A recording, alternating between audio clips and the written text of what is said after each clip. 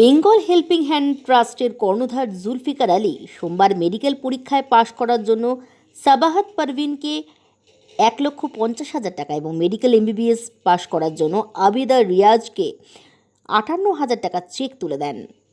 मैं यहाँ प्लानट में स्लैंग में रहते हो। ये बंगाल हेल्पिंग हैंड की तरफ से जो मिस्टर जुल्फिकार आलम जी आज तुमको जो 58,000 का एक चेक दे रहे हैं तुम्हारी पढ़ाई के लिए, तुमको आगे तुम्हारे करियर के लिए, तो क्या तुमको कैसा लग रहा है? I am really grateful to him because उन्होंने मुझे इस मतलब अब मेरे प्रेपरेशन के लिए उन्होंने मुझे हेल्प किया। Feeling really grateful to him.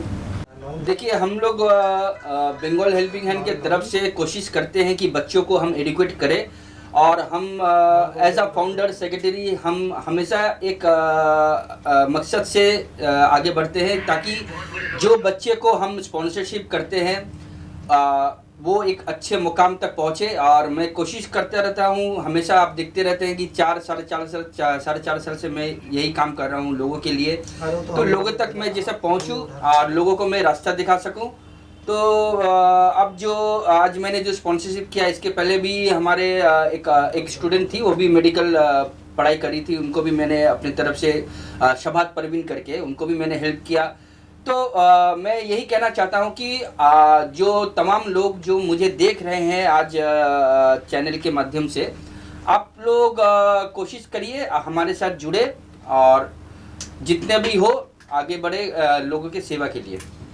French President Macron, who said Islam is in crisis all over world. What would you like to tell about it? देखिए, इस्लाम इज़ नेवर इन क्राइसिस। मैं ये कहना चाहता हूँ आज पूरे दुनिया भर में इस्लाम जो मुस्लिम कंट्री है, लगभग आप पकड़ के चलिए 56 कंट्री है, 56 countries all over the world.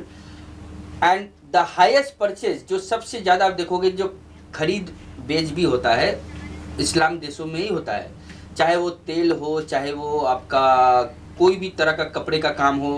तो आप अगर देखिए इस्लाम को जिस तरह से पोर्ट्रे किया जा रहा है पूरे दुनिया भर में, तो मैं कहना चाहता हूँ कि आप दुबई जाते हो, आप कतार जाते हो, आप बिजनेस कर रहे हो दुबई में, मस्काट में, ओमान में, तो आप देखो कि वहाँ पर हर कम्युनिटी के लोग बसते हैं, ये नहीं कि सिर्फ मुस्लिम बसते।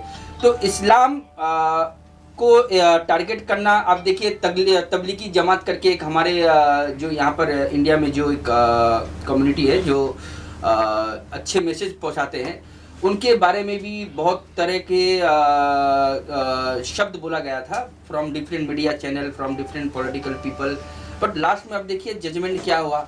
तो इस्लाम के बारे में जो फ्रांस के प्रेसिडेंट जिन्होंने जो कहा है, तो मैं ये कहूँगा कि वो गलत शब्द जो उन्होंने इस्तेमाल किया है। हाँ, और एक बात मैं कहना चाहता हूँ कि इस्लाम कभी किसी को मारने के लिए नहीं कहता है, इस्लाम हमेशा सबको साथ लेके चलता है।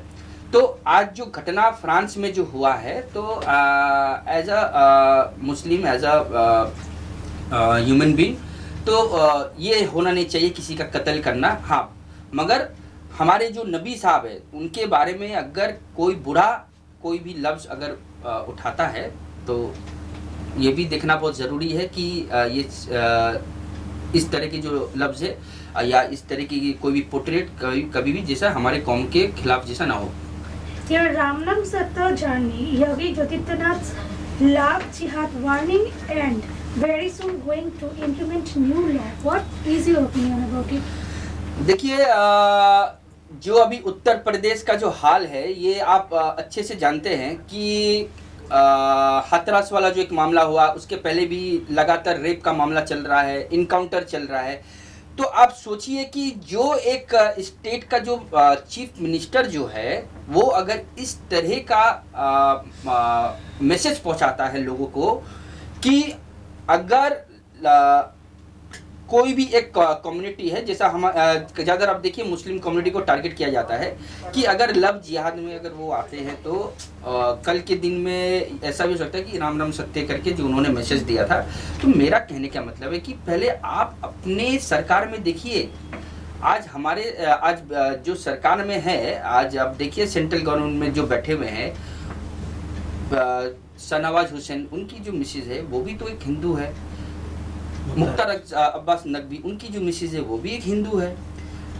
बॉलीवुड के बड़े बड़े जो सेलिब्रिटी है, ठीक है, तो इसके मतलब ये नहीं कि कोई हिंदू हो तो वो एक मुसलमान को शादी नहीं कर सकता, कोई मुसलमान हो। तो हम एक डेमोक्रेटिक कंट्री में है, तो हमें ये सोचना बहुत ज़रूरी है कि ये इंसान, यहाँ पर एक फ्रीडम है, तो ये इसको लेके आप लव जिहाद और इस तरह के जो माहौल जो क्रिएट कर रहे हैं देश में, तो इससे क्या होता है कि देश की अभी सबसे बड़ा जो मुसीबत है कोरोना वायरस, जो कोविड-19 लेके जो हम लोग आज के दिन में आप देखिए पूरे यूरोपियन कंट्री में हर जगह लॉकडाउन चालू, फिर दोबारा सेकंड लॉकडाउन चालू हो गया है।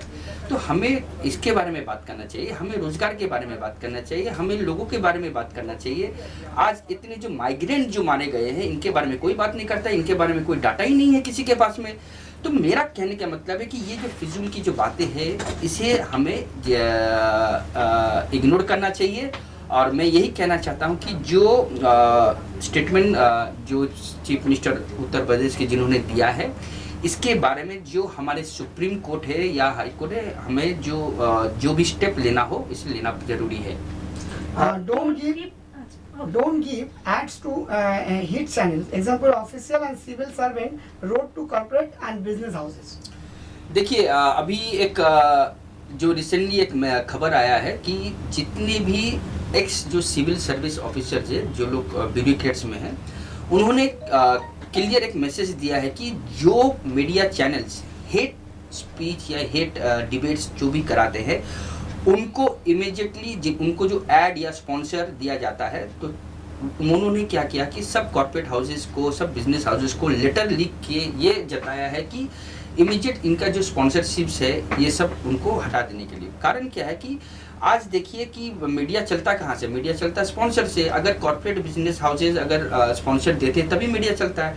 तो मैंने देखा कि बजाज जैसी कंपनी है, उन्होंने काफ़ी बढ़िया स्टेप लिया, जो प्लस तनिष्क करके जो एक कंपनी, आप रिसेंटली देखिए कि एक अच्छा मैसेज था उस वीडियो को, आपने भी देखा है, हमने भी देखा है, पर उसको इस तरीके से कुछ लोग उसको इस तरीके से दिखाया कि उसके बाद क्या हुआ कि वो ऐड को फिर बंद कर देना पड़ा। तो मेरा कहने का मतलब ये है कि जो लेटर जो ब्यूरोक्रेट्स ने जो दिया है, जो सिविल सर्वेंट्स ने जो दिया है तमाम कॉर्पोरेट हाउसेस को, बिजनेस हाउसेस को, तो it is going to be very effective. And इससे क्या होगा कि जो मीडिया है, जो राइट खबर जो जिसे दिखाना चाहिए, वो राइट खबर लोगों तक पहुँचे।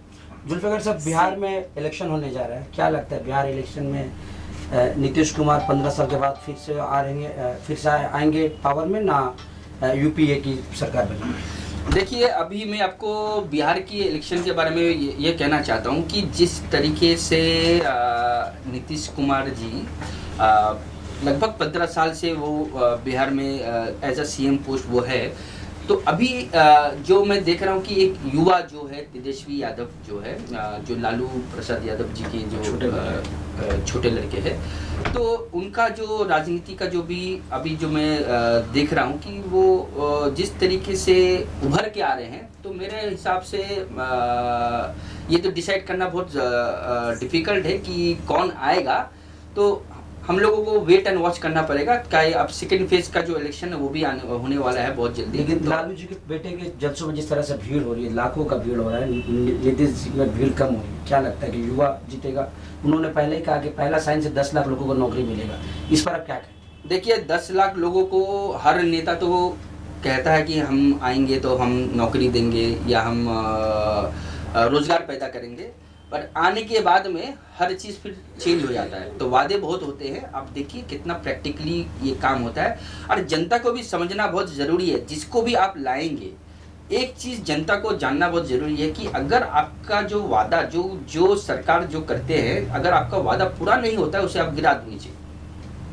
यूरोपियन कंट्री में फिर से कोविड केसेस फिर से आ रहा है, पूरा वर्ल्ड वाइड फिर से लॉकडाउन होने जा रहा है, क्या लगता है भारत में उस तरह लॉकडाउन होगा कोविड को रोकने के लिए? देखिए, भारत की जो स्थिति है एट प्रेजेंट कोविड लेके,